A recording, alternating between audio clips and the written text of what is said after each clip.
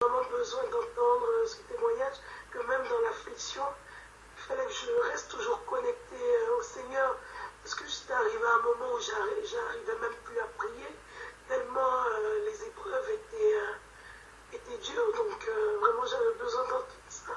Je bénis le Seigneur pour cet enseignement, ce rappel, et vraiment merci aux frères. Merci. Amen. Gloire à Dieu. Il faut voir toujours devant les enfants. Amen.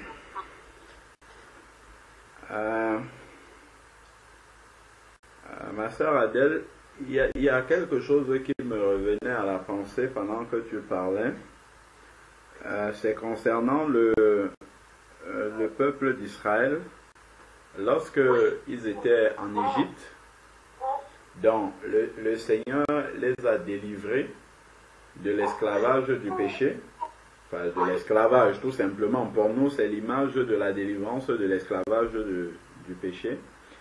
Et le Seigneur a manifesté beaucoup de miracles pour qu'ils puissent sortir du pays d'Égypte. Donc, ils ont vu le Seigneur à l'œuvre et ainsi de suite. Et après, quand ils ont traversé la mer Rouge, et en face, il y avait un désert. Mais le Seigneur leur avait promis quelque chose. Il leur avait promis de les amener jusqu'à la terre promise, le pays où coule le lait et le miel. Le Seigneur leur avait promis ça. Le Seigneur n'a-t-il pas tenu promesse? Si. Mais il y a deux personnes qui sont arrivées, c'est Josué et Caleb. Il n'y a que deux. Parce que avant d'arriver à la promesse finale du Seigneur, il y avait une marche, et c'est la marche dans le désert. Et le Seigneur ne les a pas amenés dans le désert pour leur faire du mal. C'est pour ça que justement, comme ils n'avaient pas l'élévation spirituelle, le discernement spirituel de comprendre pourquoi Dieu les avait amenés dans un désert, ils murmuraient contre Dieu. Ils murmuraient contre Moïse. Pourquoi tu nous as amenés ici? C'était mieux de nous laisser périr en Égypte là-bas. Est-ce qu'il n'y avait pas suffisamment de tombeaux là-bas, de terre pour nous enterrer en Égypte et tout? Ils murmuraient. Ça, en fait, c'est la préfiguration de notre vie avec le Seigneur. Nous avons été délivrés de notre vie du péché, comme les Israélites ont été délivrés d'Égypte. C'est l'image de la vie de péché. Dieu a manifesté, il nous a montré qu'il est vivant pour nous attirer à lui. En manifestant beaucoup de miracles dans nos vies, nous avons des expériences que nous avons traversées avec le Seigneur, où vraiment nous avons la certitude dans notre cœur que si Dieu n'était pas avec nous, vraiment, nous ne pourrions pas nous en sortir. Et c'est là vraiment la preuve pour nous, vraiment matérielle, que Dieu existe. Et c'est ça qui va nous soutenir pour la suite. Maintenant, qu'est-ce que Dieu a fait avec les Israélites? Il les a conduits dans le désert. Pourquoi? Parce que ils sont certes physiquement sortis d'Égypte, mais dans leur cœur, il y avait encore l'Égypte. Et le désert avait pour but de faire sortir l'Égypte de leur cœur afin qu'ils puissent être totalement connectés au Seigneur. Donc quand Dieu nous sort comme ça de notre vie du péché, nous sort du monde, ainsi de suite, nous sortons spirituellement, mais nous avons encore des choses du monde dans le cœur. L'impatience, par exemple, c'est quelque chose qui vient de la chair du monde. Nous avons encore, on veut que les choses arrivent tout de suite. Le désert justement, Dieu, après avoir fait voir aux Israélites qu'il existe vraiment au travers de toutes ces interventions en Égypte, il les amène maintenant dans le désert. Pour nous, c'est pareil également. Lorsque le Seigneur nous a montré déjà dans l'expérience qu'il existe, qu'il est digne de confiance, il a intervenu dans nos vies, ainsi de suite, il nous a attirés à lui, il va nous entraîner maintenant dans les épreuves, ce que nous on appelle le désert aussi, pour nous, désert spirituel, et c'est pour faire un travail. C'est que désormais, comme nous l'avons vu agir, Dieu veut maintenant que nous ne croyons pas parce qu'on le voit agir, mais que nous croyons simplement parce qu'il a dit dans sa parole. Donc il veut travailler maintenant notre foi. Donc Dieu va Avant, au début, dès qu'on priait comme ça, Dieu a déjà exaucé. On n'a même pas encore fini la prière, il a déjà exaucé. Parce qu'il veut nous montrer, justement. Mais après ça, on entre dans une école avec Dieu. C'est l'école de la foi maintenant. C'est ça le désert. Parce que dans le désert, il n'y a pas de supermarché pour aller faire les courses. Il n'y a même pas de terre pour cultiver. Il n'y a que le sable et le ciel sur notre tête. Le sable autour de nous et le ciel. Donc on est amené de manière obligatoire à dépendre totalement de Dieu. Et c'est ça que Dieu voulait travailler dans le cœur des Israélites en les amenant au désert. C'est qu'ils apprennent à dépendre totalement de lui. Mais eux, ils vont commencer à dire, ah, tous les jours on mange la manne, ah, il n'y a même pas d'eau ici, ah, il n'y a pas ceci. Et c'est ça que nous faisons aussi, nous, dans notre marche avec le Seigneur. Nous avons déjà vu Dieu à l'œuvre. On a vu déjà Dieu nous délivrer des circonstances qui sont beaucoup plus difficiles que celles que nous traversons. Mais quand ça commence à durer, déjà l'épreuve commence à mettre un peu du temps, là on commence à dire, est-ce que Dieu est même encore là? Est-ce que, voilà, donc les paroles de doute commencent déjà à s'installer. Est-ce que Dieu vraiment écoute même encore mes prières? Ce qu'on doit se dire, c'est ce que Dieu veut nous enseigner, c'est qu'on a lu. On a lu là dans la parole, je te prends par exemple un verset, prenons par exemple 1 Jean, je prends un exemple de verset sur la prière. Si je prends par exemple 1 Jean, chapitre 5, versets 14 à 15. Ça, c'est par exemple un enseignement que Dieu nous donne dans le désert, dans l'épreuve. Et donc, il est écrit ici, dans 1 Jean, chapitre 5, versets 14 à 15, il est écrit, voici l'assurance que nous avons auprès de lui. Si nous demandons quelque chose selon sa volonté, il nous écoute. Ça, c'est certain.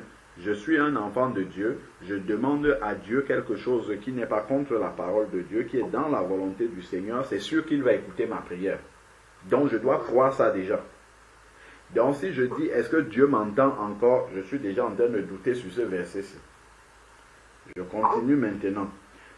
Et nous savons, c'est une certitude, nous savons que s'il nous écoute, quoi que ce soit que nous lui demandions, on sait déjà que nous avons demandé selon sa volonté, nous savons que nous possédons ce que nous lui avons demandé. Ça, c'est par la foi. Je suis dans le désert, donc mes yeux ne voient pas. J'ai demandé la manne à Dieu, j'ai demandé la caille à Dieu. Je ne vois pas encore ça. Mais comme je sais que Dieu ne peut pas me laisser mourir de faim, je sais que ça va arriver. Je sais que je possède déjà la chose par la foi, même si je ne la vois pas encore. Et Dieu veut que je lui dise Amen, merci Seigneur, parce que c'est écrit ici là qu'il m'a écouté et qu'il m'a donné la chose. Maintenant, dans la suite, Dieu va amener cette chose-là à la manifestation. Dieu va amener la chose de manière visible, en fait. Spirituellement, la prière est déjà exaucée. Et il y a un temps maintenant, c'est le temps que ma foi s'affermisse justement. Dieu va amener ça à la manifestation physique de la réponse à la prière. Et il veut juste que, ayant lu ce verset-là, que ça me suffise. Que je ne continue plus à dire, mais Seigneur, est-ce que tu as vraiment entendu que je t'ai dit que je veux telle chose? Tu ne vois pas déjà que, je ne sais pas moi, il y a telle chose qui arrive. Enfin, c'est déjà la fin du mois, je n'ai pas encore l'argent pour le loyer. Regarde, le Seigneur sait tous ces paramètres-là. Il sait tous les paramètres que nous avons là dans nos circonstances. Et nous devons, si nous lui avons demandé, comme c'est écrit là, nous devons garder la foi que le Seigneur a entendue et en son temps, il va l'exaucer. Et c'est ça qu'il veut nous apprendre. Au travers des épreuves du désert là, c'est ça. C'est de dépendre de lui comme ça. De ne plus croire simplement parce qu'on l'a vu agir. De croire sans avoir vu. C'est ça de croire parce que la parole dit que c'est ça. C'est ça l'école. En fait, plus on avance avec le Seigneur, plus le Seigneur, nous entrons dans des... C'est un peu comme l'enfant qui va à l'école, qui progresse, il passe d'une classe, il passe en classe supérieure. Donc, dans la foi, le Seigneur nous amène aussi dans des classes supérieures. Regardons par exemple Marc chapitre 11, verset 24. Marc chapitre 11, verset 24.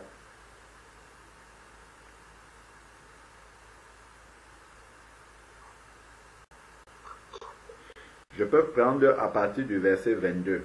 Marc chapitre 11, verset 22. Jésus prit la parole et leur dit, « Ayez la foi en Dieu.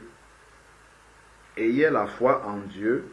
En vérité, je vous le dis, si quelqu'un dit à cette montagne, ôte-toi de là et jette-toi dans la mer, s'il ne doute pas en son cœur, mais qu'il croit ce qu'il dit, mais qu'il croit que ce qu'il dit arrive, cela lui sera accordé. C'est pourquoi je vous dis, tout ce que vous demandez en priant, croyez que vous l'avez reçu. C'est ça que Dieu veut travailler dans le désert en fait. Qu'on n'attend pas de voir l'exaucement pour dire merci Seigneur, gloire à toi, ainsi de suite. Dès que j'ai demandé et je sais que la chose est dans la volonté de Dieu, je sais que je l'ai déjà reçu. Donc la chose arrivera à manifestation comme il le dit là. Croyez que vous l'avez reçu et cela vous sera accordé et vous le verrez s'accomplir. Le verrez s'accomplir viendra après parce que j'ai déjà manifesté la foi et je sais que la chose est accomplie. C'est maintenant selon le calendrier de Dieu, selon le moment où il jugera que je suis prêt à recevoir ce que je lui ai demandé, il amènera la chose à la manifestation. C'est ça que Dieu veut nous enseigner dans le désert. Il veut travailler notre patience. Il ne nous a pas oubliés et ça va être encore un combat spirituel parce que l'ennemi va vouloir semer dans notre tête que oh, tous les jours là tu pries Dieu, regarde, il ne t'écoute même pas. Ça fait combien de temps que tu lui as demandé telle chose? C'est là justement où on doit prendre le verset qui nous parlait de l'action de grâce, où on doit commencer à rendre grâce pour ce que Dieu a déjà fait.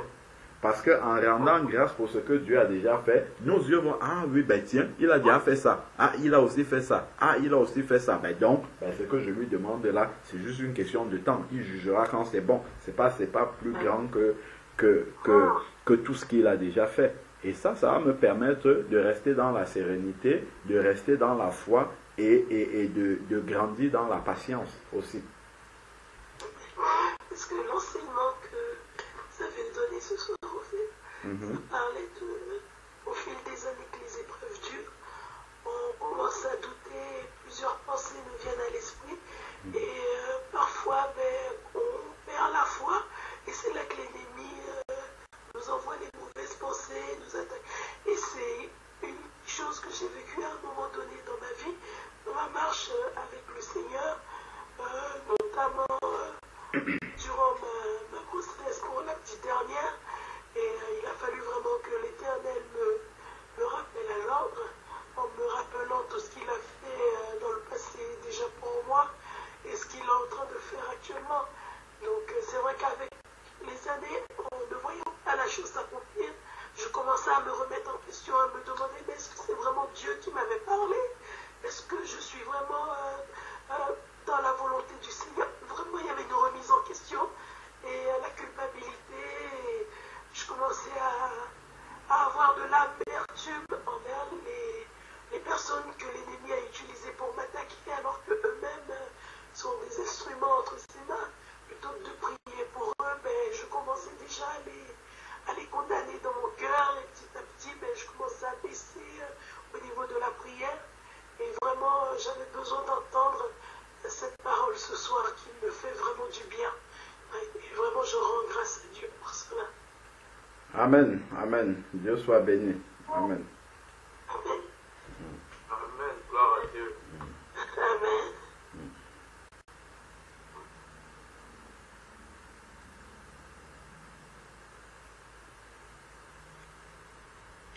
Gloire à Dieu. Ma soeur Adèle, que Dieu te fortifie.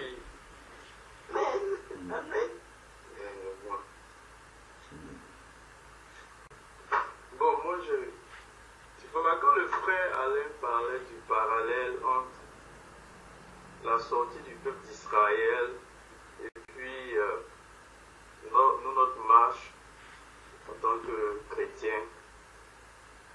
Le Seigneur m'a rappelé, dernièrement je lisais le livre d'Exode qui est vraiment très bon, parce que vraiment véritablement c'est la même chose en vie, simplement que eux, c'était vraiment visible, matériel comme ça. La sortie d'Égypte, c'est vraiment le parallèle de nous, comment est-ce que le Seigneur nous sort du péché, nous délivre de la main du diable, tout ça, et puis faire de nous ses enfants. Et je lisais, si on peut prendre dans Exode 13. Exode 13.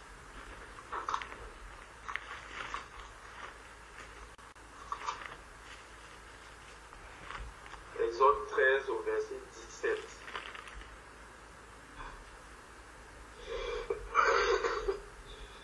Ça t'appelle, ma soeur? Oui, je suis à la page. Donc, Exode 13 au verset 17. La parole de Dieu nous dit: lorsque Pharaon laissa aller le peuple, Dieu ne le conduisit point par le chemin du pays des Philistins, quoique le plus proche. Car Dieu dit: le peuple pourrait se repentir en voyant la guerre et retourner en Égypte. J'avais lu ce passage-là avant, mais j'avais jamais remarqué cet aspect-là. C'est que quand Dieu a fait sortir le peuple d'Israël, il pouvait les faire passer par un chemin court.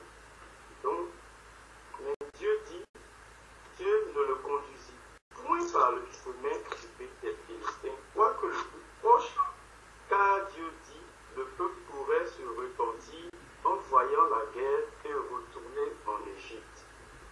Mais Dieu fit faire au peuple un détour par le chemin du désert vers la mer Rouge. Amen. Amen. Amen. Et on sait la suite, on sait qu'est-ce qui s'est passé dans le désert, comment est-ce que le peuple d'Israël a été confronté à certaines épreuves, et puis plutôt que de mettre leur confiance en Dieu, ils ont plutôt murmuré. Donc, en faisant un peu le parallèle avec nous, notre marche en tant qu'enfant de Dieu, lorsque le Seigneur nous sort de notre vie de péché, pour nous conduire vraiment à marcher avec lui jusqu'au royaume des cieux, le Seigneur aurait pu également nous faire passer par le chemin court. Il dit que peut-être le jour de ta nouvelle naissance, il te prend direct, tu vas au ciel. Bien, en tout cas, faciliter les choses, ne pas... Voilà. Mais Dieu ne le fait pas, il nous fait passer par le chemin long, le chemin du désert. Le chemin du désert. Vraiment, ma soeur, je pense que je ne sais pas quel enfant de Dieu n'est pas confronté à certaines épreuves. Vraiment, je pense que c'est la volonté du Seigneur. On ait des épreuves dans notre marche. Comme le frère vraiment allait à prêcher de la Jésus, par la grâce de Dieu. Un passage obligé pour tous les enfants de Dieu. Tu n'es pas la seule, tu n'es pas du tout la seule. Si chacun voulait vraiment exposer ou bien vraiment partager avec nous toutes les épreuves qui traversent le monde, je pense que nous tous, on a des épreuves. Mais ce qu'il faut bien comprendre, c'est que c'est la volonté du Seigneur. C'est quelque chose, c'est difficile à comprendre, à accepter, mais c'est la volonté du Seigneur qu'on ait des épreuves, des moments difficiles en tant qu'enfant de Dieu dans notre marche à sa suite. Et ce que le Seigneur recherche dans cela, c'est faire grandir notre foi. Amen. Il faut que notre foi grandisse à un certain moment. Quand on regarde la réaction du peuple d'Israël dans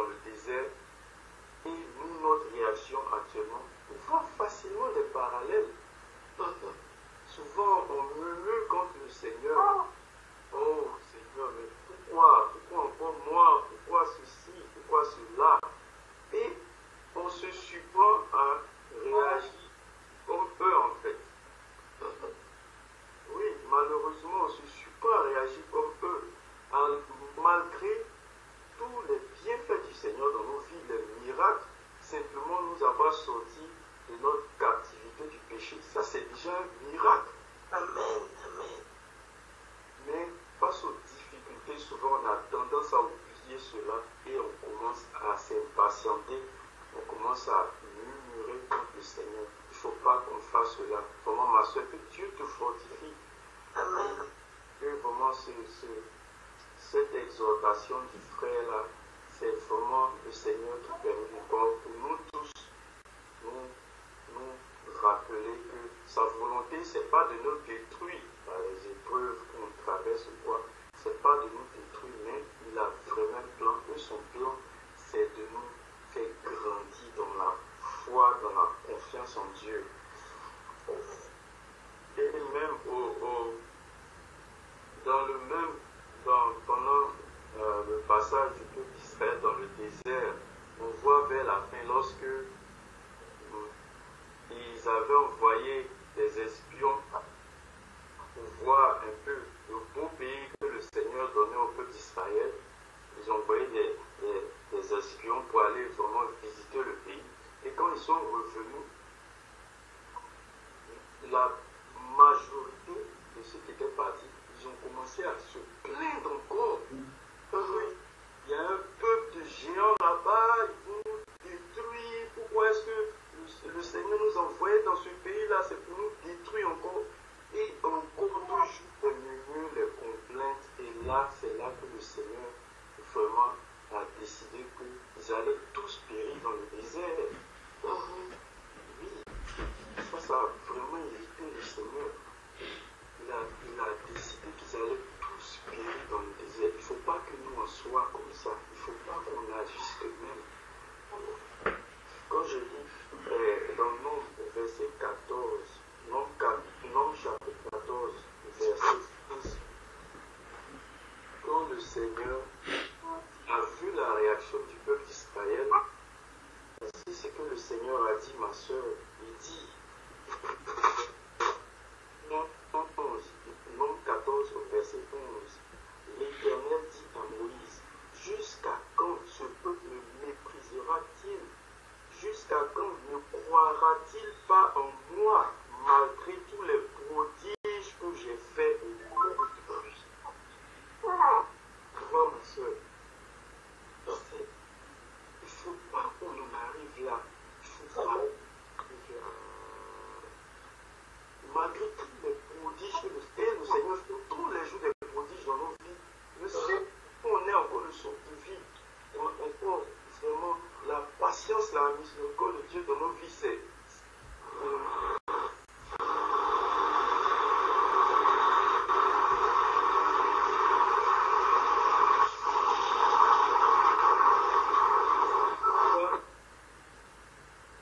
le Seigneur traite le murmure, le manque de foi, le manque de confiance comme du mépris pour lui. Jusqu'à quand ce peuple me méprisera-t-il? Donc vraiment, ma soeur, tu te fortifies pour vraiment, comme tu as dit, il te rappelle tous les bienfaits qu'il a eu à faire dans ta vie. Moi également, souvent, je veux me lamenter sur une telle situation. Je me rappelle.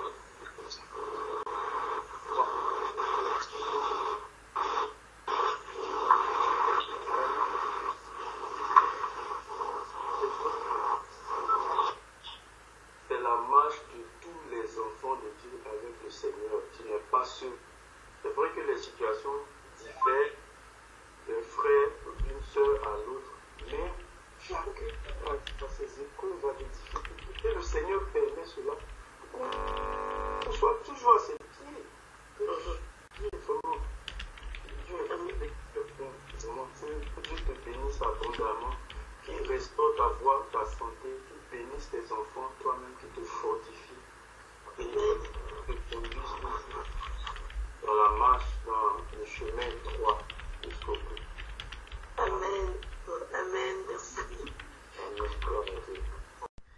Une amie, une ancienne collègue que j'essaie d'amener vraiment à Christ. Elle est adventiste d'origine.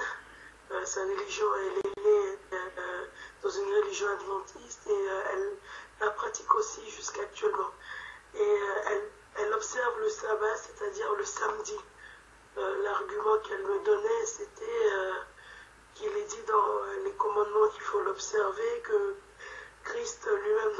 marche l'observait, que ses disciples l'observaient. Donc nous, en tant que chrétiens, nous devons l'observer. Donc ma question a été posée aux frères ce soir à la lumière des tests des paroles de l'Éternel. Qu'est-ce qu'il faut faire par rapport au jour du sabbat? Doit-on toujours l'observer ou on est sous la grâce et on ne l'observe plus? C'était ça ma question.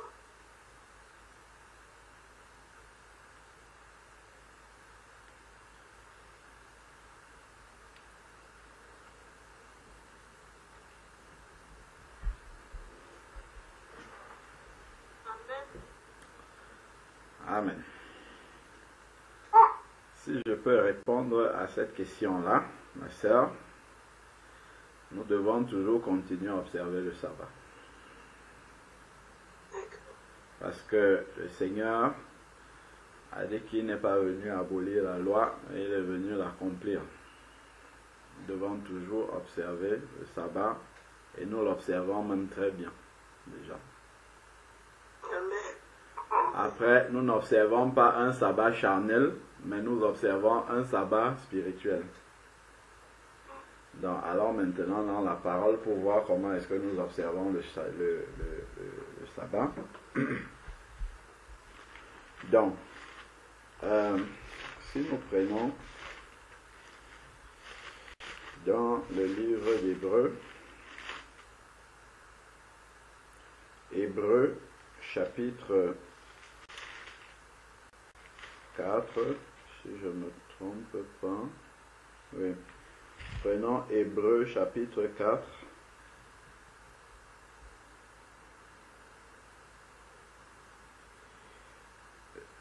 Hébreux chapitre 4. On peut commencer à partir du premier verset pour bien comprendre la profondeur du texte. Donc, il est dit, craignons donc tant que la promesse d'entrer dans son repos subsiste, que personne parmi vous ne pense être venu trop tard, car la bonne nouvelle nous a été annoncée aussi bien qu'à eux. Mais la parole qu'ils avaient écoutée ne leur servit de rien, car ceux qui l'entendirent ne la reçurent pas avec foi. Ensuite, il dit, pour nous qui avons cru,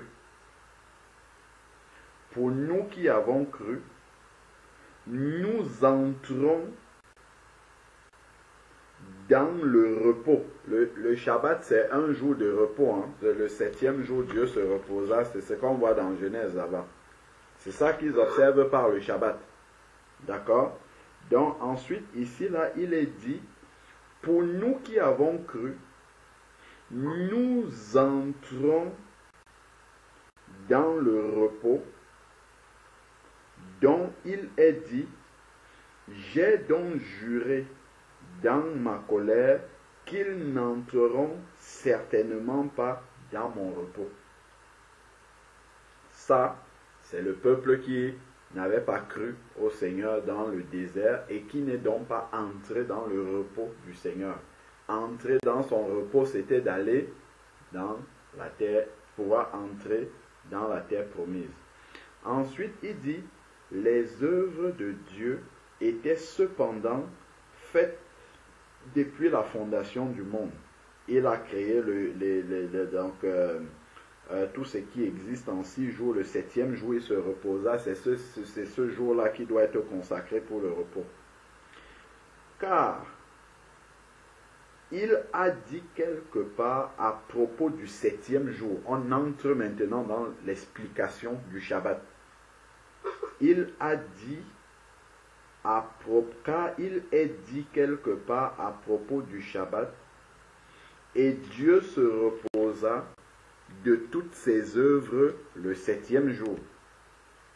Genèse 2, 2. Et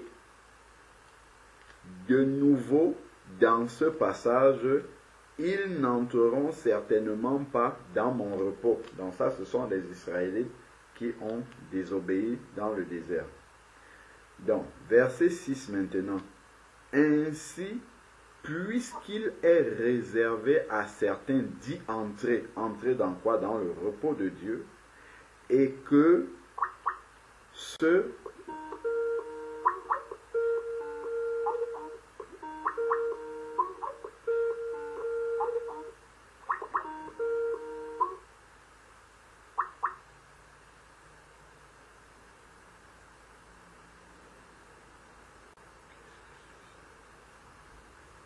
Alors, il y a eu un appel entre-temps.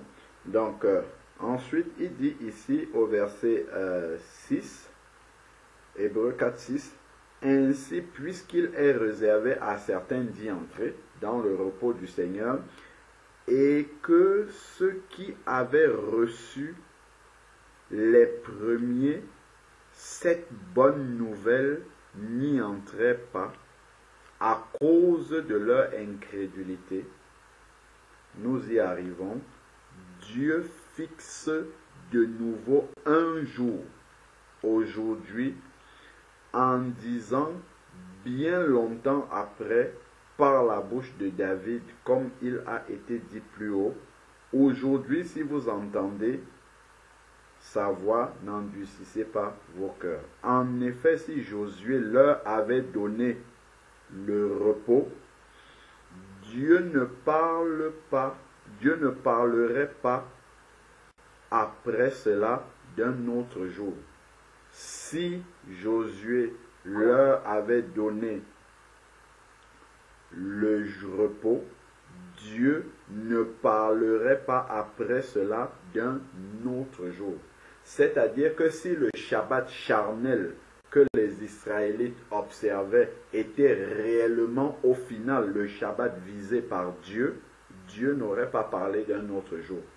Donc les Israélites observaient simplement un Shabbat physique qui était le samedi soir ou bien voilà. Donc observaient simplement un Shabbat physique qui était l'ombre des choses à venir.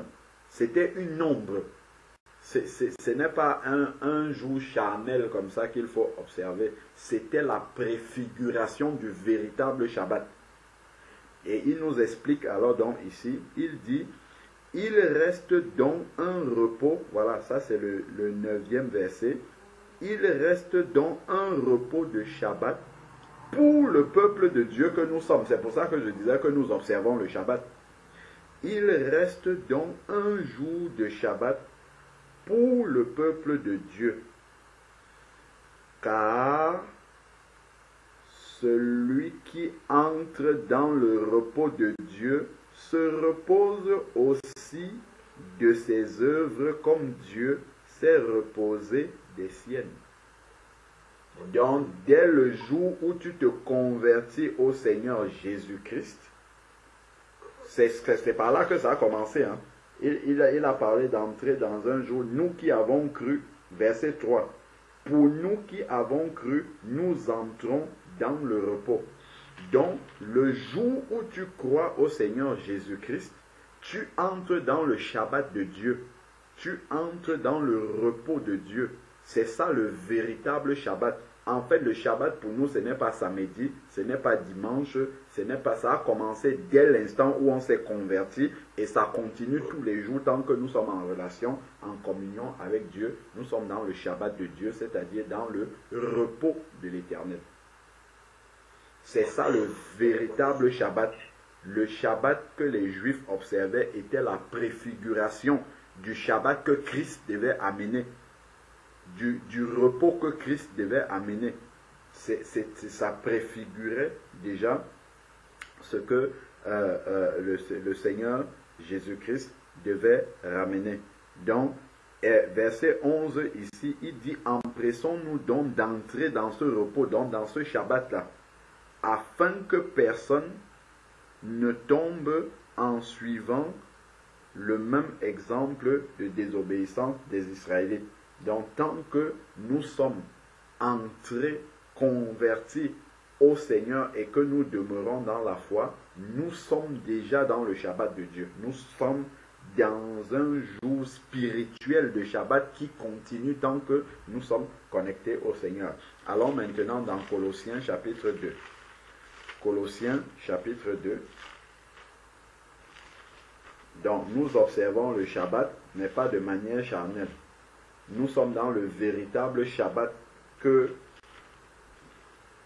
qui est spirituel, que Dieu annonçait par le Shabbat physique qu'il avait prescrit aux Juifs et que les Juifs observaient en préfiguration du véritable Shabbat qui devait venir après. Si nous prenons Colossiens chapitre 2 verset 16. Colossiens chapitre 2 verset 16, il est dit, dans les Colossiens, ce sont des chrétiens comme nous, il leur est dit, ainsi donc, que personne ne vous juge à propos de ce que vous mangez et buvez. Que personne ne vous juge à propos de ce que vous mangez et buvez, ou pour une question de fête, de nouvelle lune ou de Shabbat. Tout cela n'est que l'ombre des choses à venir, mais la réalité est celle du Christ. Dans le Shabbat que les Israélites observaient le 7e jour, c'était une ombre. Ça annonçait le jour de repos en Christ. Voilà pourquoi on pose souvent la question, quand on veut demander à quelqu'un s'il est converti, s'il est né de nouveau, on lui demande, as-tu déjà fait la paix avec Jésus-Christ? C'est une manière de lui dire, es-tu déjà entré dans le repos de Jésus-Christ? Es-tu déjà entré dans le Shabbat de Jésus-Christ? Donc, en résumé, le Shabbat du 7e jour, ça c'est celui qui n'a pas encore la révélation spirituelle qui fait ça. Il fait ça comme les Juifs. Tout ce que les Juifs faisaient, que Dieu avait demandé aux Juifs d'observer, pour beaucoup c'est une image en fait. C'est une préfiguration, c'était l'ombre des choses qui devaient venir plus tard. Dans le 7e jour que les Juifs observaient, ne travaillant pas, étant dans le repos, préfigurait l'entrée dans le repos en Christ, en Jésus-Christ. C'est cela que ça annonçait. Et ce jour-là, nous spirituellement, nous entrons dans ce jour, le jour où on se convertit. On entre dans ce jour-là et le Shabbat commence pour nous jusque dans l'éternité. C'est ça que le chapitre 4 d'Hébreux nous explique. Et là, dans Colossiens 2, là, on nous explique clairement que si quelqu'un n'observe pas le Shabbat physique, là, les enfants de Dieu n'observent pas le Shabbat physique en mettant un jour à part le 7e pour faire quelque chose de spécial, personne ne doit pouvoir les juger par rapport à cela. Donc, je ne sais pas si tu as compris dans quel sens est-ce que les enfants de Dieu observent le Shabbat. C'est spirituel pour nous. Voilà. C'est pas un jour charnel, un jour de la semaine que nous observons comme ça de manière physique. C'est la réalité spirituelle qu'il y a derrière le Shabbat que nous avons, dans laquelle nous sommes entrés le jour où on a cru au Seigneur Jésus-Christ, comme c'est écrit dans Hébreux, nous sommes entrés dans ce jour-là. Amen. Et le problème se pose aussi avec la nourriture, où comme je la recevais à la maison, il fallait faire une nourriture spéciale, parce qu'elle me disait qu'ils ne mangent pas le porc, ni les fruits de mer et autres, et que normalement c'est interdit dans la parole de Dieu, et que c'était des lois alimentaires qu'il avait données dans l'Exode. Donc, le passage qu'on a lu, où Paul nous dit qu'on ne juge pas du manger et du boire, je pense que ça répond aussi à cette question. Je ne sais pas ce que vous en pensez, mais... Alors, à propos justement du manger et du boire, Dieu avait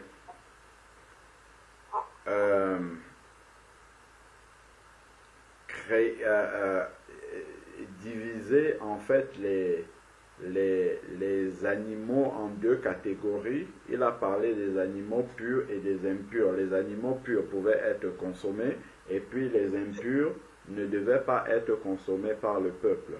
Encore là, c'est encore une image spirituelle, c'est encore l'ombre des choses à venir. En fait, Dieu montrait par là aux Israélites qu'au départ,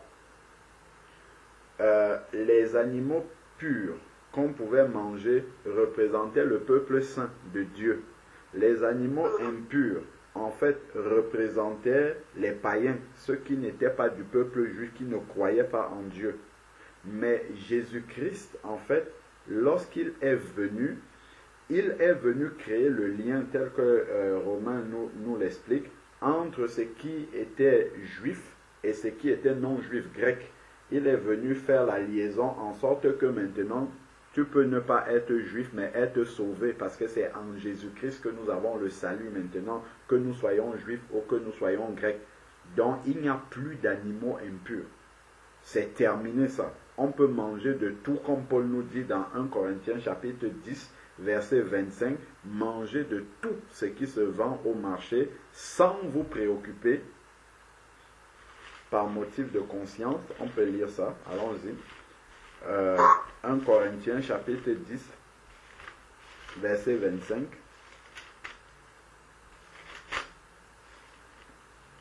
Christ nous a affranchis. Donc, tous ces interdits-là, ça c'est un esclavage dans lequel l'homme reste encore parce qu'il n'a pas la révélation, il n'a pas compris en fait tout ce que Dieu annonçait dans l'Ancien Testament par ses lois, en fait préfigurait ce qui devait arriver avec Christ. C'était l'ombre des choses à venir. Donc l'homme est resté comme ça dans les choses avec une vision physique, charnelle des choses, alors que Dieu annonçait la réalité qui viendrait plus tard avec Christ. Donc quand nous regardons par exemple dans 1 Corinthiens chapitre 10 verset 25, il est écrit: mangez de tout ce qui se vend au marché, sans vous poser de questions, que ce soit le porc qu'on te vende, que ce soit le veau, que ce soit, sans vous poser de questions par motif de conscience. Il dit: car la terre est au Seigneur et tout ce qu'elle renferme. Les animaux ont été créés à partir de la terre, nous dit Genèse chapitre 2, après le verset 16 et 17. Dieu a formé les animaux, on peut aller voir ça, Genèse chapitre 2. Genèse chapitre 2, ici, verset 19. Genèse chapitre 2, verset 19, il est écrit: l'Éternel Dieu forma du sol tous les animaux des champs et tous les oiseaux du ciel. Donc, je reviens dans 1 Corinthiens chapitre 10. Ici, il est dit, verset 26, car la terre est au Seigneur et tout ce qu'elle renferme. Donc, comme le Seigneur a créé tous ces animaux-là, cela appartient au Seigneur et il nous demande de manger de tout, parce que c'est lui qui les a tous créés. Regardons maintenant la transition, comment Dieu a expliqué ce que je venais de dire tout à l'heure par rapport aux animaux, en montrant que les animaux impurs, c'était les païens, et les animaux purs, c'était les juifs. C'était cette image-là. Le Seigneur a expliqué ça à un juif. C'est dans Actes chapitre 10.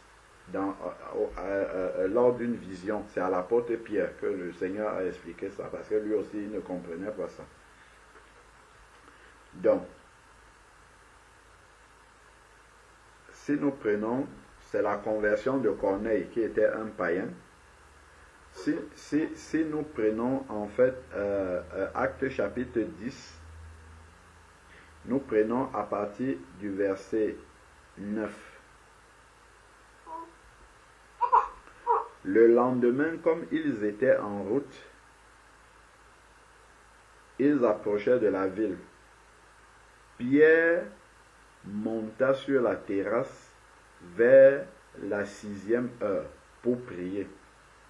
Il eut faim et voulut et voulut prendre de la nourriture.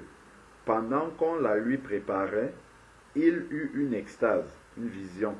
Il vit le ciel ouvert et un objet semblable à une grande nappe, attachée par les quatre coins, qui descendait et s'abaissait sur la terre.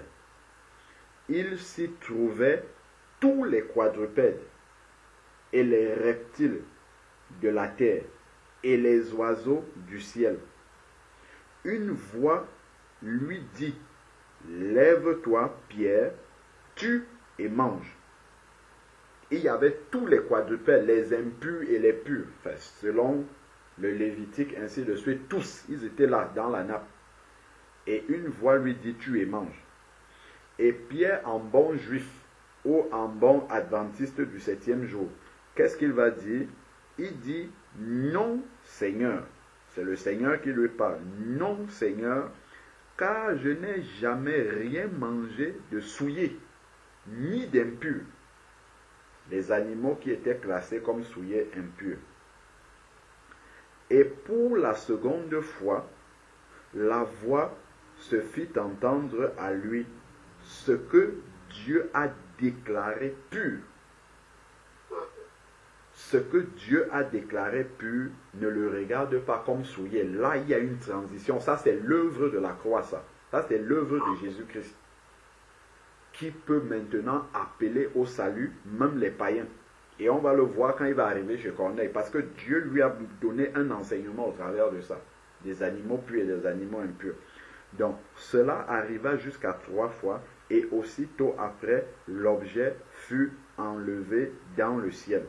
Tandis que Pierre était perplexe sur le sens de la vision qu'il eut, voici que les 3 hommes qui avaient été envoyés par Corneille, un païen, donc tout de suite l'explication, Dieu le conduit dans l'explication de ce qu'il a vu en vision. Dans les 3 hommes envoyés par Corneille, Corneille qui était un païen, mais qui était pieux, qui aimait Dieu, et s'était informé de la maison de Simon, se présentait à l'entrée. Ils appelaient et demandèrent si c'était le logis de Simon surnommé Pierre. Et comme Pierre réfléchissait sur la vision, voilà, l'Esprit lui dit maintenant, voici 3 hommes qui te cherchent, lève-toi, descends et pars avec eux sans hésiter, car c'est moi qui les envoie, qui les a envoyés. Donc voilà la transition en fait entre les animaux purs, impurs qu'il a vus dans la vision et ce que Dieu va lui expliquer. Pierre descendit donc et dit aux hommes, me voici, c'est moi que vous cherchez, quel est le motif pour lequel vous êtes ici? Ils répondirent, le centenier Corneille, homme juste craignant Dieu, de qui toute la nation des Juifs, donc ce n'était pas un Juif, rend un bon témoignage, a été divinement averti par un saint ange de te faire venir dans sa maison pour entendre tes paroles. Alors Pierre les fit entrer et ainsi de suite. Donc, le lendemain, il est parti avec eux. Donc, Pierre est arrivé chez Corneille. Corneille est même tombé à ses pieds, mais Pierre lui a demandé de se lever. Je suis au verset 26. Et ensuite, maintenant, on peut prendre pour gagner du temps, on peut prendre à partir du verset 33, où Pierre est arrivé chez Corneille, il y a eu les salutations. Aussitôt, je t'ai envoyé chercher, ça c'est Corneille qui dit à Pierre, et toi tu as bien fait de venir, et maintenant nous sommes tous devant Dieu pour entendre tout ce qui t'a été ordonné par le Seigneur. Regardons ce que Pierre va dire. Alors Pierre ouvrit la bouche et dit, en vérité, je comprends. C'est maintenant qu'il comprend la vision des animaux impurs et purs. Il dit, en vérité, je le comprends. Je le comprends. Pour Dieu, il n'y a pas de considération de personne. Mais en toute nation, celui qui le craint et qui pratique la justice lui est agréable. Et Pierre va ainsi leur annoncer la bonne nouvelle. Donc, si nous regardons au verset 27, il y a quelque chose que Pierre a dit à Corneille. Verset 27, et tout en conversant avec lui, il entra et trouva beaucoup de personnes réunies chez Corneille. Il leur dit, voilà ce que Pierre leur dit, vous savez qu'il est interdit à un juif de se lier avec des étrangers ou d'entrer chez lui. Mais Dieu m'a montré qu'il ne fallait dire d'aucun homme qu'il est souillé ou impur. Voilà le parallèle entre la vision des animaux purs, impurs, et maintenant Dieu lui explique ça en l'envoyant chez un païen. Donc effectivement, les animaux purs représentaient les juifs, les animaux impurs représentaient les non-juifs, et en Christ maintenant, une fois que quelqu'un croit, tout cela devient un. Donc il n'y a plus d'animaux impurs pour nous, il n'y a plus d'animaux purs, parce que tout est sanctifié justement en Jésus-Christ. Allons maintenant dans Timothée pour comprendre cela dans la pratique. 1 Timothée chapitre 4. 1 Timothée chapitre 4, dont à l'origine, quand Dieu a créé les animaux, tous les animaux étaient purs. Les animaux ont subi la souillure par le péché d'Adam et Ève. Pas seulement certains animaux, tous les animaux ont subi la souillure, ont été infectés aussi par le péché d'Adam et Ève. Mais Dieu a pourvu à une solution. Cette solution-là est également en Jésus-Christ. Tout ça, ça découle de l'œuvre de la croix. Regardons 1 Timothée chapitre 4. Si nous prenons à partir du verset 3, il est écrit « il ». Donc ça, ce sont les faux apôtres, ainsi de suite. Ils prescrivent de ne pas se marier,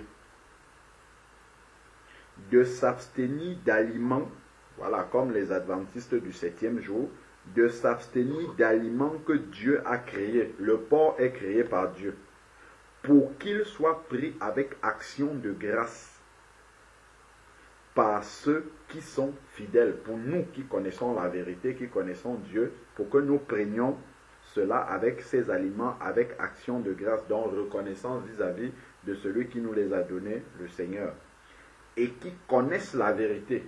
Effectivement, si un adventiste, il se comporte comme ça parce qu'il ne connaît pas la vérité. Il est encore dans l'ombre, il n'est pas dans la réalité, il n'a pas compris que Dieu, tout ce qu'il expliquait là dans aux Juifs, les animaux purs, impurs, en fait, c'était pour les amener à la réalité de Christ plus tard. Donc ensuite, maintenant, verset 4, il dit, « Or, tout ce que Dieu a créé est bon. » Le porc est créé par Dieu ou pas? Oui, le porc est créé par Dieu. Donc c'est bon. C'est écrit ici, noir sur blanc. « Or, tout ce que Dieu a créé est bon. Et rien ne doit être rejeté. Même le porc ne doit pas être rejeté. Rien. Rien ne doit être rejeté. C'est ce qui est écrit là. Maintenant, il y a une condition. C'est écrit, pourvu qu'on le prenne avec action de grâce. Si effectivement je mets le porc dans mon assiette, je viens manger sans rendre grâce à Dieu, là il y aura un problème. D'ailleurs, toute autre nourriture même, pas seulement le porc, même le bœuf ou n'importe quoi que j'ai dans mon assiette, si je mange sans rendre grâce à Dieu par rapport à ça, là il y aura un problème. Parce que la souillure du péché va demeurer là dans mon assiette. Donc ensuite, maintenant, au verset 5, il dit, et c'est là que c'est important, c'est là que l'adventiste doit comprendre ce que le Seigneur Jésus-Christ a fait. Il dit, car tout, ce n'est pas certaines choses, même le porc entre dans le tout là. Il dit, car tout est sanctifié par la parole et par la prière. Qu'est-ce que ça veut dire? Les animaux ont subi la conséquence du péché, ont été souillés par le péché de Adam et Ève. Lorsque nous nous mettons devant notre assiette avec de la viande, elle est souillée par le péché d'Adam et Ève. Mais lorsque nous allons prier pour dire merci au Seigneur pour ce repas et sanctifier ce repas, qu'est-ce que Dieu fait? Par cette prière-là, Dieu sanctifié, ça veut dire mis à part pour Dieu. Donc ce repas-là, avec cet animal-là qui est dans mon assiette, qui était souillé par le péché, la prière au nom de Jésus aura la puissance de mettre à part cette viande qui est dans mon assiette, à part pour Dieu. Qu'est-ce que ça veut dire? Ça veut dire que cette viande-là sera ramenée à l'état dans lequel elle était avant que Adam et Ève ne pêchent, c'est-à-dire dans un état pur, parce que c'est mis à part pour Dieu. Donc ce repas-là n'est plus souillé. Et là, je peux manger. C'est pour cette raison-là qu'il dit que tout est sanctifié par la parole de Dieu et la prière. Donc rien ne doit être rejeté. Si nous prenons 1 Corinthiens chapitre 8 par exemple, il y a un verset qui est très clair. 1 Corinthiens chapitre 8, il y a un verset qui est très clair là-dedans. Pour celui qui va se fatiguer à dire, je ne mange pas ci, je mange l'autre, je ne mange pas ça, je mange ceci. Regardons 1 Corinthiens 8, 8, ce qui est écrit. 1 Corinthiens chapitre 8, verset 8. Il dit, ce n'est pas un aliment qui nous rapprochera de Dieu. Si nous n'en mangeons pas, nous n'avons rien de moins. Si nous en mangeons, nous n'avons rien de plus. Donc, manger un aliment ou ne pas manger un aliment, ce n'est pas ça qui nous sanctifie. Et d'ailleurs, le Seigneur va dire dans Matthieu chapitre 15 que ce n'est pas ce qui entre dans la bouche de l'homme qui le souille, mais c'est ce qui sort. Donc un aliment qui entre dans notre bouche ne peut pas nous souiller, c'est ce qui sort de notre bouche. Parce que ça vient du cœur, c'est ça qui peut souiller l'homme. C'est ça que Jésus a dit dans Matthieu 15. Donc voilà un peu un survol de tout ce qui est en rapport avec les aliments, les animaux, le Shabbat, tout ça en fait, ça faisait partie de l'ombre. La réalité en Christ, il faut comprendre maintenant spirituellement ce que signifiaient toutes ces choses-là.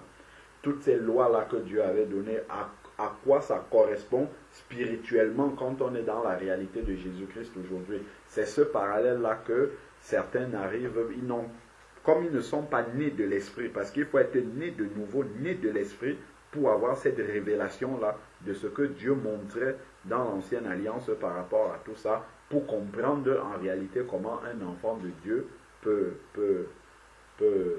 doit marcher spirituellement par rapport. Sinon on va rester dans les lois, on va appliquer, alors que Dieu était en train de d'amener le peuple quelque part. C'était dans la réalité de Christ. Amen. Amen. Amen. Amen. Amen.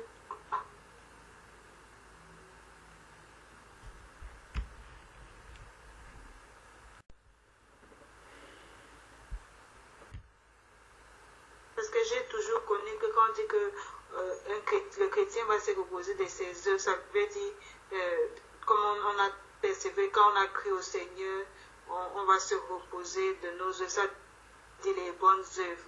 Mais ici, là, ça m'a l'impression que si on entre dans le repos de Dieu pour se reposer de nos œuvres, pourtant on n'a pas encore commencé à faire les œuvres que Dieu veut. Est-ce qu'il y a deux types d'œuvres? Je voudrais un peu être éclairé là-dessus.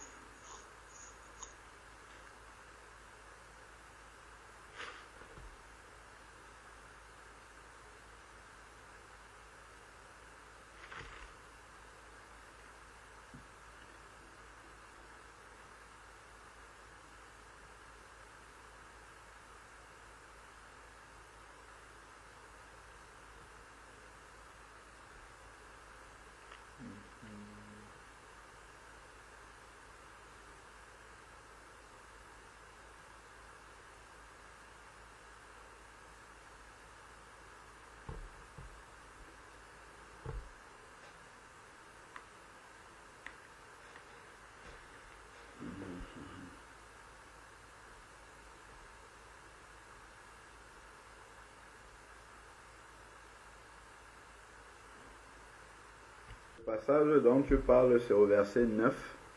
Dans Hébreux chapitre 4, verset 9, il est écrit: il reste donc un jour de Shabbat pour le peuple de Dieu, car celui qui entre, verset 10, entre dans le repos de Dieu, se repose aussi de ses œuvres. Car, comme Dieu se repose des siennes. Dans quel sens on peut dire qu'il se repose de ses œuvres, comme Dieu se repose des siennes? Donc, de ce que moi je comprends ici, étant donné qu'on nous a bien expliqué que le Shabbat, c'est lorsque, entrer dans le jour de Shabbat, c'est lorsqu'on reçoit la bonne nouvelle et qu'on croit, d'après le verset 3, pour nous qui avons cru, nous entrons dans le repos. Nous entrons dans le repos dont il est dit, dans les œuvres de Dieu cependant. Donc, verset 3, pour nous qui avons cru, nous entrons dans le repos dont il est dit, j'ai donc juré dans ma colère, ils n'entreront certainement pas dans mon repos.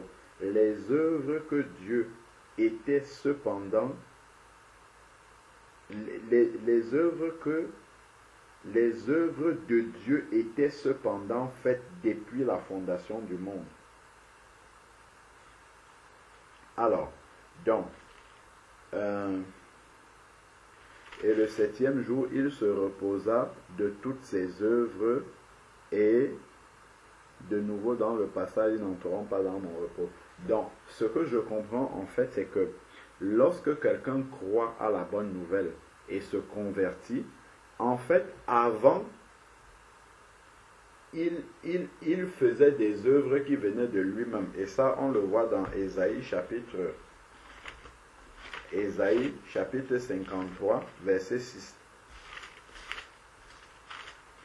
Ésaïe chapitre 53, verset 6 dit: nous étions tous errants, chacun suivant sa propre voie. Et l'Éternel a fait tomber sur lui la faute de nous tous.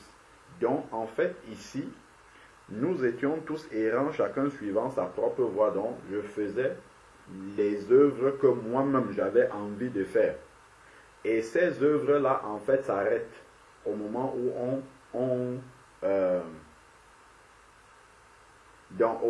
au moment où, en fait, on entre dans le repos de Dieu, c'est-à-dire où on croit à la bonne nouvelle. Les œuvres que je vais désormais produire ne sont plus des œuvres qui viennent de moi.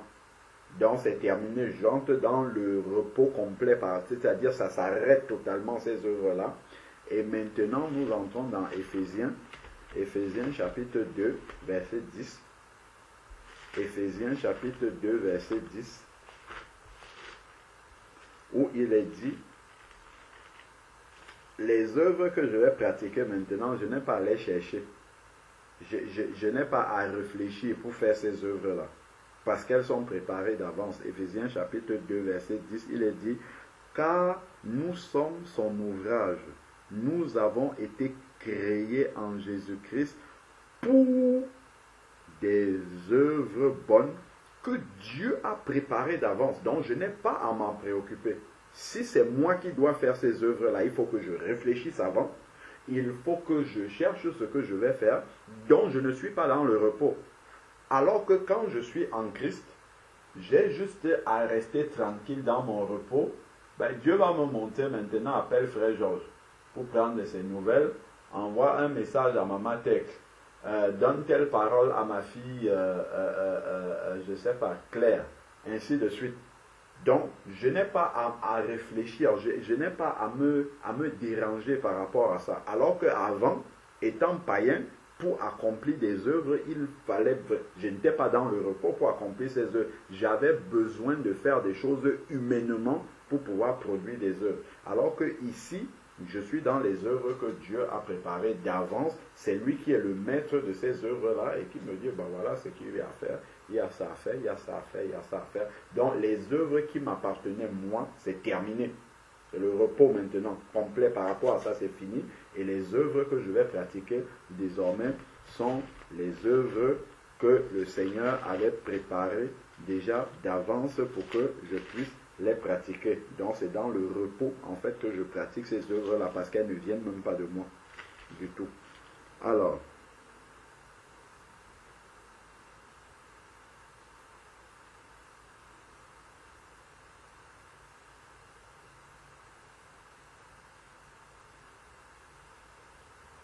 on peut voir par exemple dans Apocalypse chapitre 14 verset 13. Apocalypse chapitre 14 verset 13. Il est dit ici,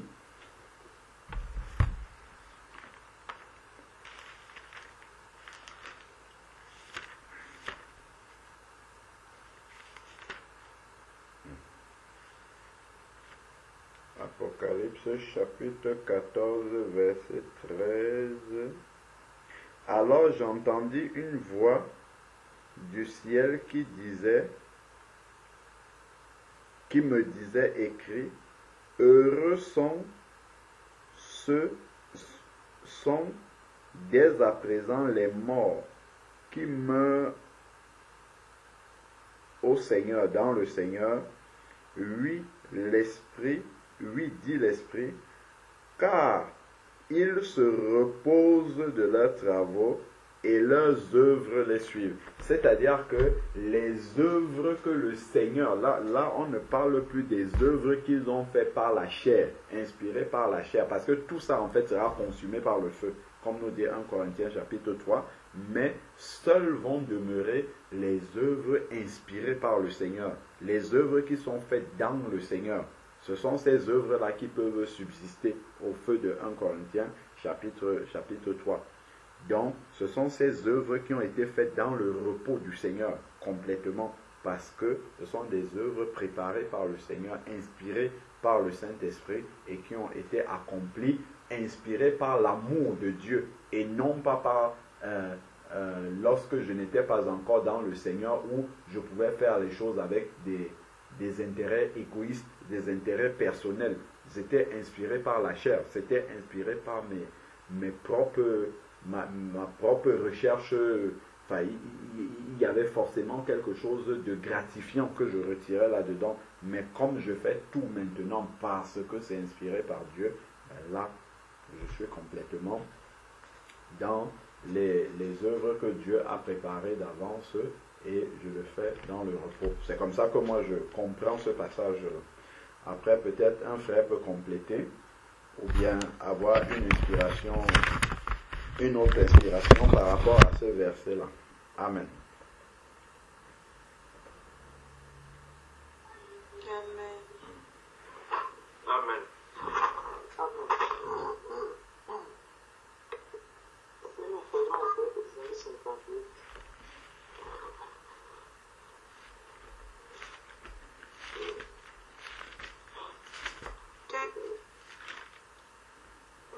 Isaïe combien, frère?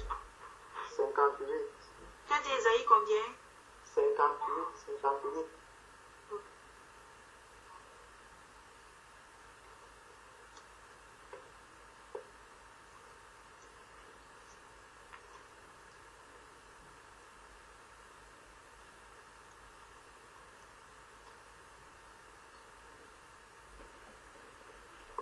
Isaïe 58. À partir du verset 13. Déjà, nous devons voir quelque chose par rapport au sabbat. Lorsque la sœur a posé la question sur le sabbat, la question c'est Jésus était déjà en train de montrer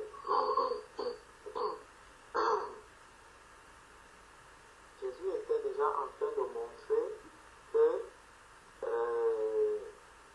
ceux qui pratiquaient vraiment le sabbat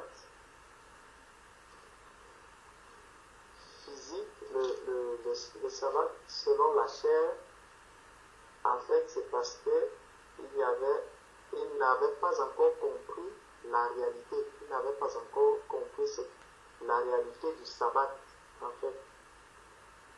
Parce que quand il dit,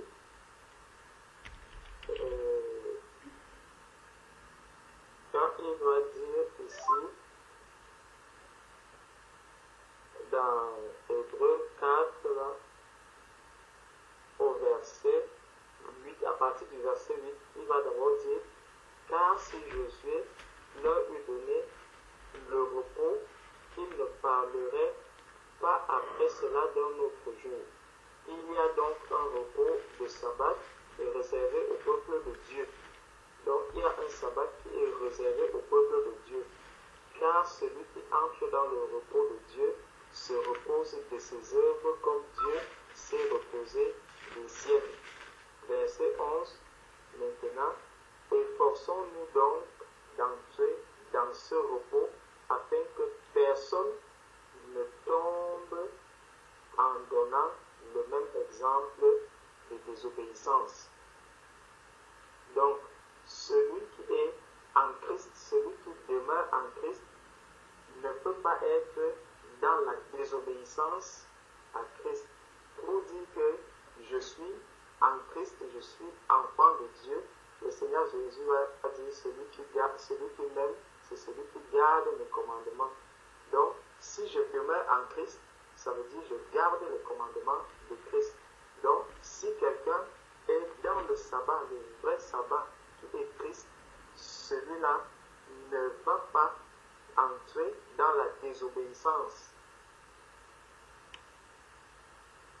Comme ne suivra pas l'exemple de ceux qui étaient tombés dans la désobéissance. Donc, ce n'était qu'un exemple. Et justement, quand on regarde Matthieu chapitre 12, on va faire cette reproche aux disciples qui étaient avec Jésus. Comme Jésus était en train de montrer le temple en disant que ce temple-ci, je vais le détruire en 3 jours, lui, il parlait d'autre chose. Dans Matthieu chapitre 12, justement, Jésus, on nous dit, en ce jour, en ce temps-là, Jésus traversait des champs de blé, un jour de sabbat. Ses disciples qui avaient faim se mirent à arracher des épis et à manger. Les pharisiens, voyant cela, lui dirent, voici tes disciples font ce qu'il n'est pas permis de faire pendant le sabbat.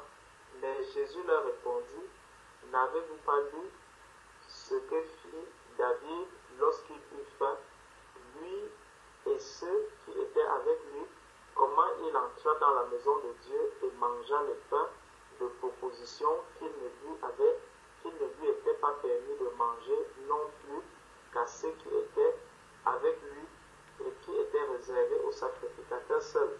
Vous n'avez-vous pas lu dans la loi que les jours de sabbat, les sacrificateurs violent le sabbat dans le temple sans se rendre coupables? Donc, ça c'est le sabbat physique. Et c'est pour ça que même lorsque Jésus est présent sur la terre, guérissait les malades, on lui disait, mais comment tu veux guérir des personnes? Et Jésus va leur demandera à ces personnes, qui de vous, lorsqu'il perd par exemple une de ses bêtes le jour du sabbat, est-ce qu'il n'ira pas la chercher? Bref, il était vraiment en train de leur montrer que le sabbat n'est pas celui que les hommes, un jour particulier, c'est quelque chose vraiment de spirituel. Que son peuple, parce qu'on nous dit bien que c'est le peuple de Dieu, c'est tout le peuple de Dieu. Donc, c'est maintenant à chacun de savoir s'il est du peuple de Dieu ou s'il ne l'est pas. Mais ce n'était qu'une parenthèse. Si nous venons dans Ésaïe 58, prenons le verset 13, à partir du verset 13. Donc, à propos des œuvres, si tu retiens ton pied pendant le sabbat, pour ne pas faire ta volonté à mon saint jour, si tu fais du sabbat tes délices, pour sanctifier l'Éternel,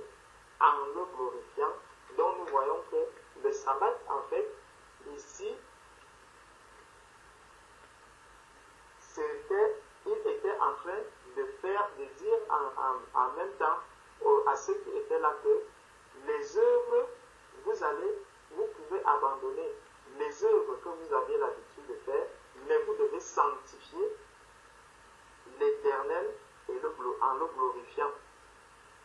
Sanctifier l'Éternel en le glorifiant. Et si tu l'honores en ne suivant point tes voies, en ne te livrant pas à tes penchants et à des vains discours, alors tu mettras ton plaisir en l'Éternel et je te ferai monter sur les hauteurs du pays. Je te ferai jouir de l'héritage de Jacob ton père, car la bouche de l'Éternel a parlé. Donc, c'est pour nous montrer que le jour du sabbat, aujourd'hui, en fait, ceci résume vraiment la vie du chrétien. Nous sommes appelés à sanctifier et à glorifier le Seigneur tant que nous sommes sur la terre.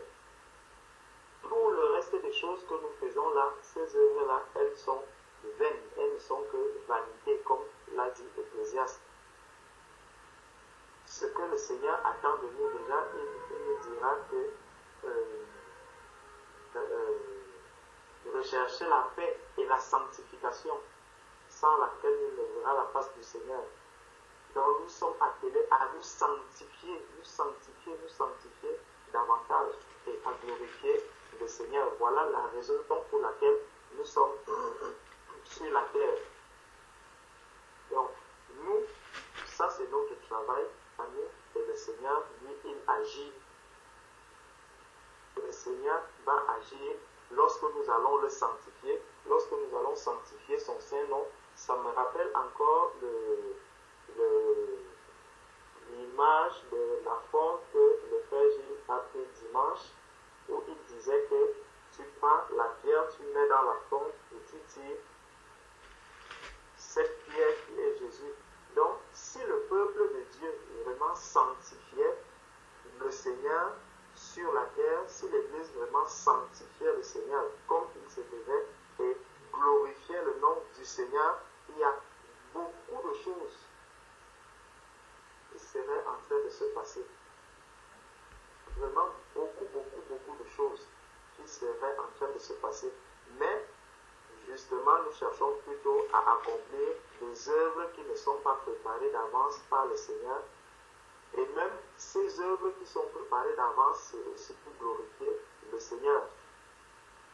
Donc, si on cherchait vraiment à glorifier le Seigneur, à nous sanctifier davantage, le Seigneur serait la manifestation de la puissance du Seigneur serait beaucoup plus visible que ce qu'on voit aujourd'hui. Et là, on comprendra vraiment que ce peuple est un peuple mis à part.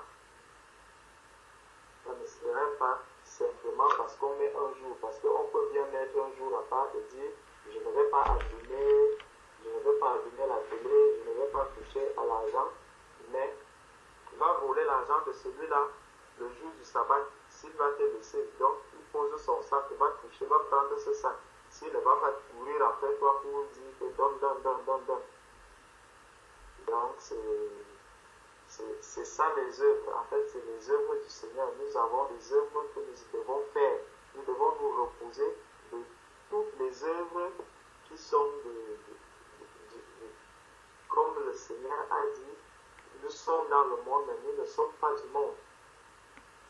Donc,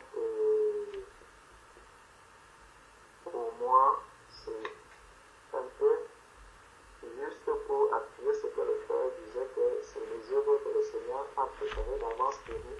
Nous sommes appelés à sanctifier et à glorifier le nom du Seigneur. Amen. Amen. Amen. Amen. Il y a un passage ici, je ne sais pas si c'est aussi un rapport que les frères puissent aussi m'éclairer. Ça m'est venu à l'esprit pendant qu'il parlait dans Matthieu 11, 28.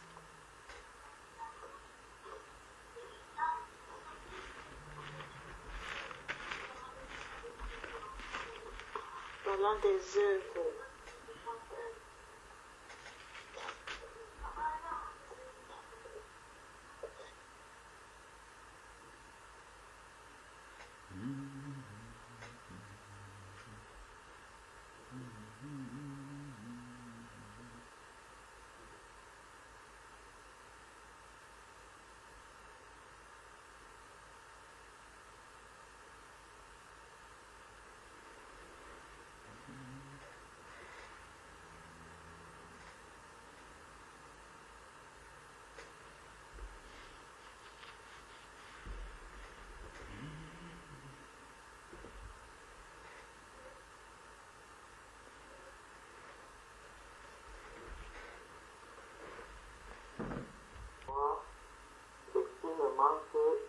son âme de rien de ce qu'il désire, mais que Dieu ne laisse pas mettre d'en jouir, car c'est un étranger qui en jouira. C'est là une vanité et un mal grave. Quand un homme aurait 100 fils, vivrait un grand nombre d'années, et que les jours et les années se multiplieraient, si son âme ne s'est point rassasiée de bonheur, et si de plus il n'a point de sépulture, je dis qu'un avorton est plus heureux que lui, car il est venu en vain, il s'en va dans les ténèbres, et son nom reste couvert de ténèbres. Donc, vous pouvez vous-même lire tout ce qu'il y a là dans Ecclésiaste 6. Tout ce qui est dit dans Ecclésiaste 6, verset 12. Car qui sait ce qui est bon pour l'homme dans la vie, pendant le nombre de jours de sa vie, de vanité, qu'il fasse comme une ombre et qui peut dire à l'homme ce qui sera après lui sous le soleil vert. Après cela, allons dans Philippiens 4. Dans Philippiens 4, au verset 6. À partir du verset 4. Philippiens 4, à partir du verset 4. Réjouissez-vous toujours dans le Seigneur. Je le répète, réjouissez-vous. La question qu'on peut se poser, quand il dit réjouissez-vous toujours dans le Seigneur, est-ce que quand on regarde tous les chrétiens qui sont sur cette terre, imaginez Lazare étant sur la terre, est-ce que Lazare pouvait vraiment se réjouir? Si on prend le mot réjouissez-vous dans la chair, est-ce que quelqu'un comme Lazare pouvait vraiment se réjouir? Selon la chair, nous allons dire non. Mais comprenons que tel que le Seigneur nous dit que ces paroles sont esprit. Les paroles sont esprit de vie. Et réjouissez-vous toujours dans le Seigneur. Donc, ma joie dans le Seigneur ne dépend ni du volume de mon portefeuille, ni de la quantité de mon héritage, ni des milliards que j'ai en banque, ni de ma pauvreté, ni de mon chômage, ni de mon célibat. Ma réjouissance, ma joie ne dépend pas de ces choses. Ma joie est céleste. La joie d'un enfant de Dieu est céleste. Il dit, réjouissez-vous toujours dans le Seigneur, pas ailleurs, pas dans le monde. Non, c'est dans le Seigneur que je me réjouis. Pourquoi? Parce que je suis dans le repos, parce que je suis dans le sabbat, parce que mon sabbat est vrai. J'ai le vrai sabbat. Puisque j'ai le vrai sabbat, alors je vais me réjouir. Réjouissez-vous toujours dans le Seigneur, je le répète, réjouissez-vous. Que votre douceur soit connue de tous les hommes. Le Seigneur est proche. Ne vous inquiétez de rien, mais en toute chose, faites connaître vos besoins à Dieu par des prières et des supplications avec des actions de grâce. Ne vous inquiétez de rien, mais en toute chose, faites connaître vos besoins à Dieu par des prières et des supplications. Donc c'est comme si, pas que c'est comme si, toutes ces choses que l'on peut demander, elles sont posées là. Il suffit de demander et le Seigneur nous les donne. Et nous possédons même la chose. C'est ce que le Seigneur nous dit. Si je demande quelque chose, je possède déjà la chose. Quand c'est dans la volonté de Dieu, quand je demande ce que le Seigneur m'accorde de demander, dès que je le demande, je possède déjà. Donc, je dois être, voilà ce qui fait donc ma joie, de savoir que je peux dire, Seigneur, j'ai besoin besoin de manger aujourd'hui. Je sais que j'ai déjà la nourriture. Ma nourriture est déjà là, mon plat est posé quelque part. Mon plat est posé, donc le Seigneur sait exactement ce qui est bien pour moi. Il va me le donner en son temps, le moment opportun, cela va arriver, je le prendrai et je comprendrai que c'est vraiment maintenant que je devrais manger. Si je n'ai pas encore mangé, mon Père n'a pas encore accepté que je mange. Le biberon d'un enfant, d'un bébé peut être posé là, mais le bébé ne va pas prendre le biberon pour le mettre dans la bouche. Le parent va prendre le biberon, il lui dit bon, ça c'est l'heure de la tétée, il prend, il lui donne. C'est comme ça exactement que l'on doit se comporter, mais n'aidons pas le Seigneur à vouloir faire les choses à notre place. N'aidons pas le Seigneur.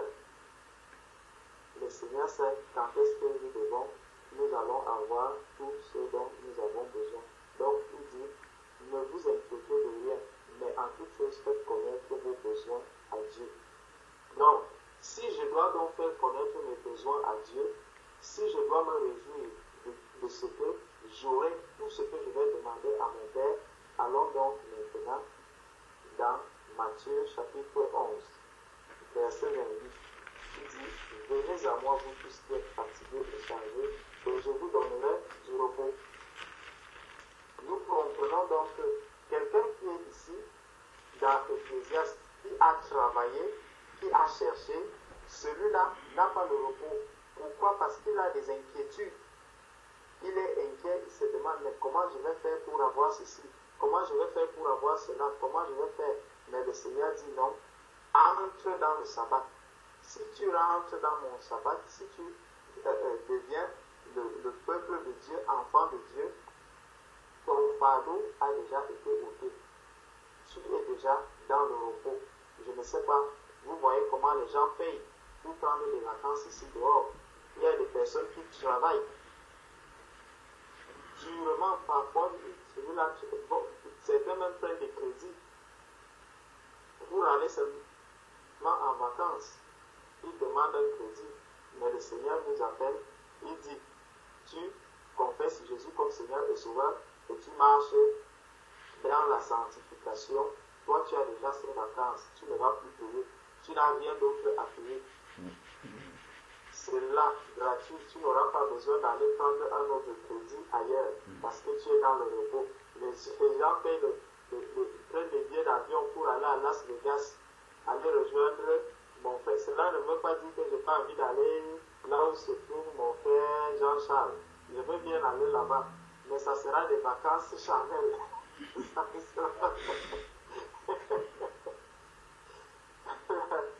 Amen, amen. Amen, mon frère. Ça sera des vacances dans la chair. Donc, le Seigneur nous dit, venez à moi, vous tous qui êtes fatigués et chargés, et je vous donnerai du repos. Prenez mon joug sur vous et recevez mes instructions, car je suis doux et humble de cœur, et vous trouverez du repos pour vos âmes. Donc, il nous rappelle donc ici que celui qui n'est pas en Christ n'a pas le repos pour son âme. Et c'est pour ça que les hommes sont autant torturés, c'est pour ça que les gens sont autant stressés, c'est pour ça que les gens sont autant tiraillés à gauche à droite par le travail. Par contre, celui qui est dans le repos du Seigneur, son repos et sa joie ne dépendent ni de son travail, ni de son chômage, ni de sa souffrance, ni de sa condition sociale. C'est vraiment gratuitement que le Seigneur nous donne cela. Donc c'est ça, comme ça que moi je vois, je comprends ce verset où le Seigneur dit, venez à moi, vous tous qui êtes fatigués et changés, je vous donnerai du repos. Donc celui qui est en Christ est dans le repos. Amen.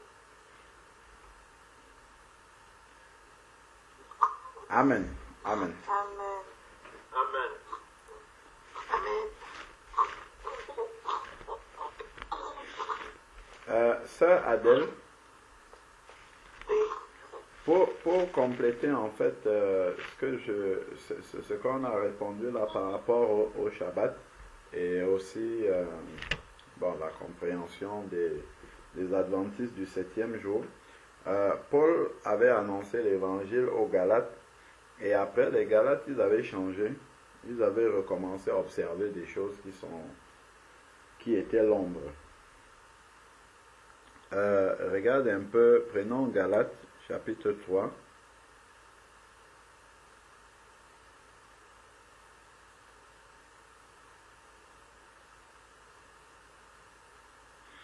Donc, si tu prends Galates chapitre 4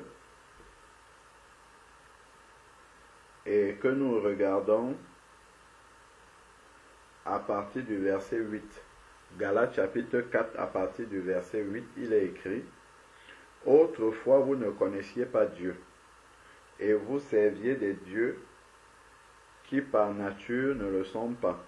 Mais maintenant, après avoir connu Dieu, surtout après avoir été connu de Dieu, comment retournez-vous à ces faibles et pauvres principes élémentaires auxquels vous voulez de nouveau vous asservir? Principes élémentaires qui sont des éléments pauvres et faibles. Et ça servir à ça, c'est comme un esclavage.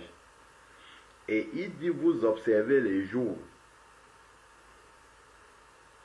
les mois, les temps et les années. Je crains d'avoir inutilement pris la peine pour vous. Donc, observer les jours, les mois, les années, les compter comme ça, tout ça, en fait, ça c'est dans la chair. Ça il le dit bien, qu'il craint d'avoir inutilement pris de la peine pour eux. Parce qu'ils sont retournés à ces rudiments-là, alors que le Seigneur veut les amener dans une dimension spirituelle, en fait, des réalités de la loi. Amen. Donc, vous observez les jours, les mois, les années, là, c'est écrit ici, là.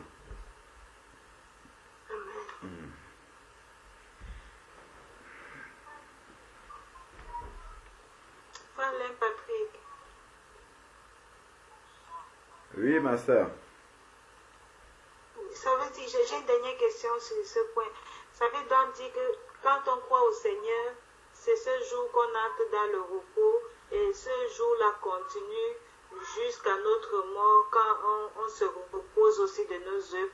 En fait, le jour du sabbat spirituel, c'est un jour qui commence quand on entre dans le Seigneur et ça, je ne sais pas, est-ce que ça continue dans l'éternité ou bien c'est une nouvelle ère qui commence quand parce que j'ai vu, selon l'explication que tu as donnée, quand on croit, nous qui avons cru, nous entrons dans son repos. Et Apocalypse aussi dit, heureux ceux qui meurent car ils se reposent. Est-ce que donc ça commence quand on croit et ça ne se termine plus, en fait. Okay. Parce que quand on croit, on reçoit la vie éternelle. Donc ça ne se termine plus, en fait.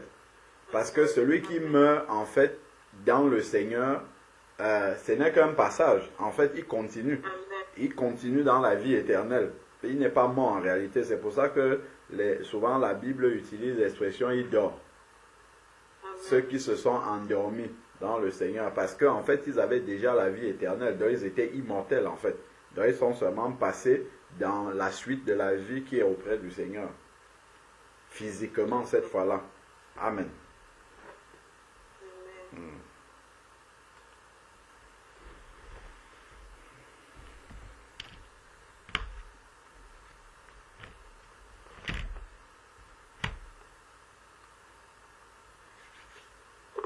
Juste pour appuyer ce que vous êtes en train de dire, dans Colossiens 1, verset 13. Colossiens 1, verset 13.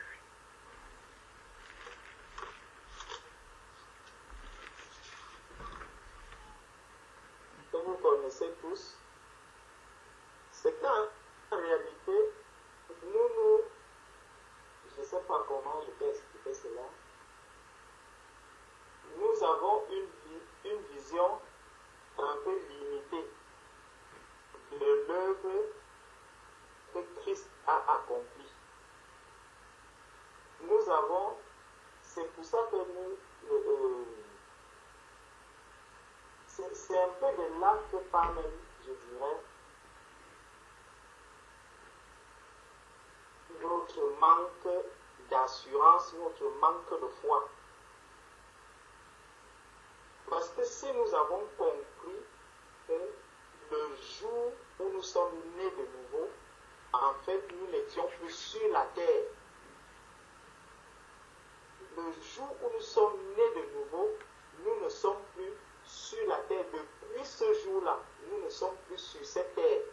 Si on l'avait vraiment compris et réalisé, si on vivait exactement comme si nous n'étions pas sur la terre, quand nous disons que nous sommes du monde, mais nous sommes dans le monde, mais nous ne sommes pas du monde, si vraiment tous ces versets-là, on vivait ces versets, je vous assure, il y a tout ce qu'on appelle les épreuves, les ceci, les cela, ça sera vraiment un jeu, ça sera comme si on jouait sur du ballon.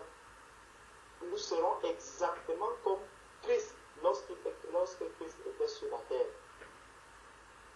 C'est quand il nous dit que rendez grâce au Père qui vous a rendu capable d'avoir part à l'héritage des saints dans la lumière, qui nous a délivrés de la puissance des ténèbres et nous a transportés dans le royaume du Fils de son amour. Ce n'est pas qu'on s'est arrêté quelque part, ce n'est pas qu'on a fait escale quelque part, non.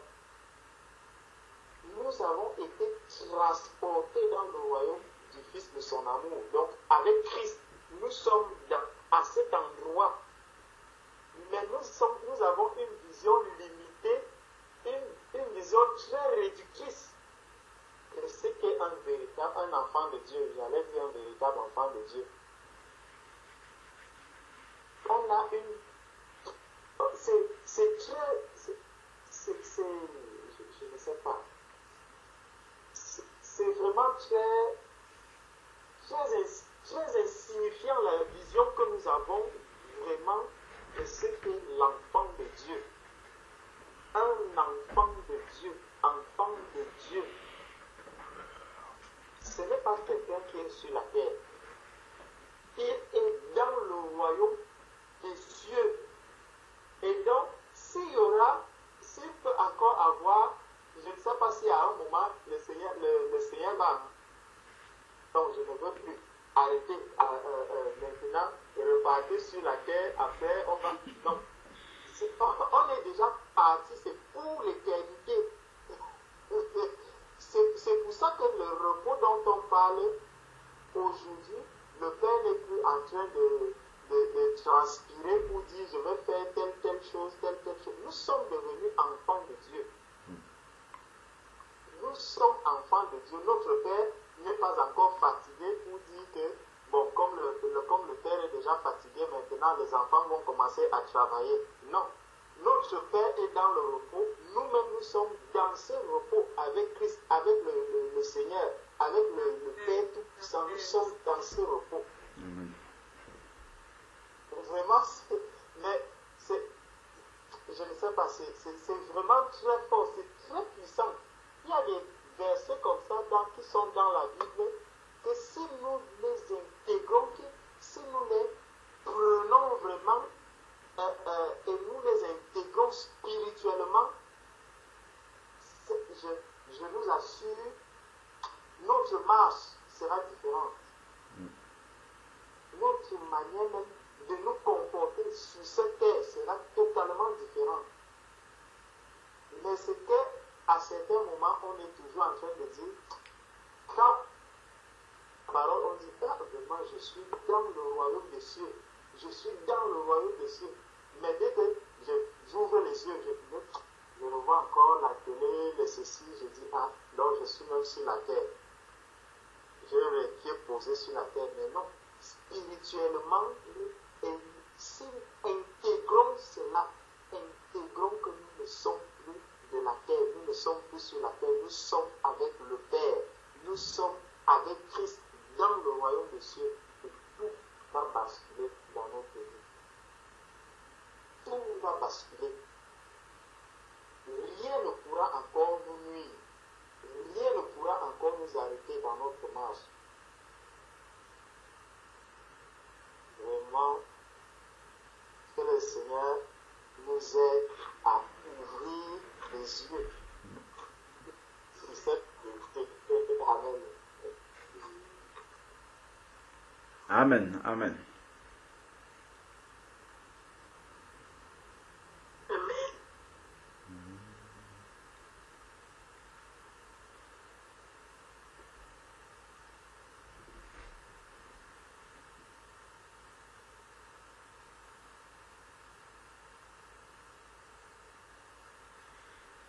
Est-ce qu'il y a des sujets de prière?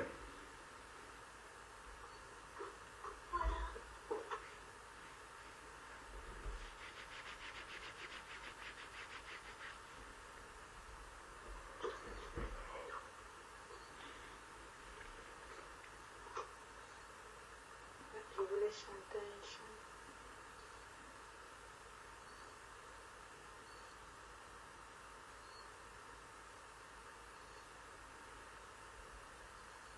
Oui, ma soeur.